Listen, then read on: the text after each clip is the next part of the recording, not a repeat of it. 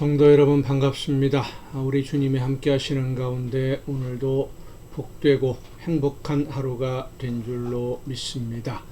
이 시간 우리가 함께 은혜를 나눌 본문 말씀 마가복음 12장 9절부터 12절까지에 있는 말씀입니다. 신약성경 마가복음 9장 12장 마가복음 12장 9절부터 12절까지 봉독합니다. 포도원 주인이 어떻게 하겠느냐? 와서 그 농부들을 진멸하고 포도원을 다른 사람들에게 주리라. 너희가 성경에 건축자들이 버린 돌이 모퉁이의 머릿돌이 되었나니 이것은 주로 말미암아 된 것이요 우리 눈에 놀랍도다 함을 읽어보지도 못하였느냐 하시니라. 그들이 예수의 이 비유가 자기들을 가리켜 말씀하심인 줄 알고 잡고자 하되 무리를 두려워하여 예수를 두고 가니라. 아멘. 본문 말씀을 통해서 예수님은 자신들의 주제를 알지 못하고 주인을 무시하던 농부들이 어떤 징계를 받게 되었는지를 말씀해 주십니다. 자신들의 신분을 알지 못하고 주인이 어떤 분인지를 알지 못하고 주인을 무시하고 왜 그렇게 행동을 했을까요? 욕심 때문입니다. 눈앞에 보이는 욕심 때문에 그 욕심을 따라 행동하느라 주인을 생각하지 않았던 것이죠. 주인의 아들을 죽이고 포도원을 빼앗으려던 농부들은 주인이 직접 찾아왔을 때 무시하고 자기들이 주인 행세를 하던 모든 죄에 대한 대가를 지불할 수밖에 없게 됩니다. 이 농부들은 주인이 직접 찾아올 것이라고 생각해 보지 않았을까요? 이렇게 행동을 하다가 주인이 직접 찾아올 수도 있다라는 것을 한 번이라도 생각했더라면 그렇게 함부로 행동하지는 못했을 것입니다. 이 농부들은 주인을 생각하지 않았던, 주인이 없다라고 생각하고 주인을 만날 날이 있을 것이라고는 상상도 하지 않았던 사람들입니다. 10여 년 전에 개봉한 영화 중에 암살이라고 하는 영화가 있습니다. 일본에게 나라를 빼앗긴 시절에 나라의 독립을 위해서 함께 일하던 사람들을 배신을 하고 일본에 밀정이 되어서 독립군을 체포하고 고문하고 하던 한 사람이 결국은 일본이 항복을 하고 해방된 이후에 자기의 죄가 드러나게 되니까 그 전에 함께 독립을 위해 일하던 부하들 앞에서 이렇게 항변을 합니다.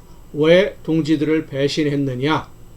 질문하는 부하들에게 이 사람이 하는 말이 일본이 항복하게 될 줄 몰라서 그랬다. 일본이 전쟁에 지고 항복하게 될 줄 몰라서 일본에 협력했던 것이다 라고 변명을 하던 이 사람 결국 부하의 총에 맞아서 죽고 맙니다. 오늘 우리가 잊지 말아야 될 가장 중요한 한 가지 사실은 우리 모두는 하나님 앞에 서게 되는 그날이 반드시 온다는 것입니다. 하나님 앞에 설 날이 반드시 온다. 나에게 이 세상에서의 삶을 맡기신 하나님이 나에게 맡기신 일을 내가 어떻게 했는지를 평가하고 또 나를 통해서 이루시려고 계획하신 그 모든 일에 대한 열매를 직접 확인하는 그날이 반드시 온다는 것을 우리는 잊으면 안 됩니다. 그날을 우리는 심판의 날이라고 보통 설명을 합니다. 표현을 하죠. 예수님의 이 비유에 등장하는 포도원의 어리석은 농부들은 주인 앞에 서게 되는 날이 올 것을 생각하지 못했기 때문에 그들은 어리석은 선택을 했고 그 어리석은 선택으로 인해 그들은 주인으로부터 징계를 받을 수밖에 없었습니다. 그런데 예수님의 이 비유를 듣고 있던 사람들의 반응을 보면 예수님이 말씀하시는 포도원의 주인이 하나님이시고 포도원의 관리를 맡은 농부들이 자기 자신들, 하나님이 사명을 맡겨주신 자기 자신들이라는 것을 이 바리새인들이나 제사장들은 알고 있었다라고 하는 겁니다.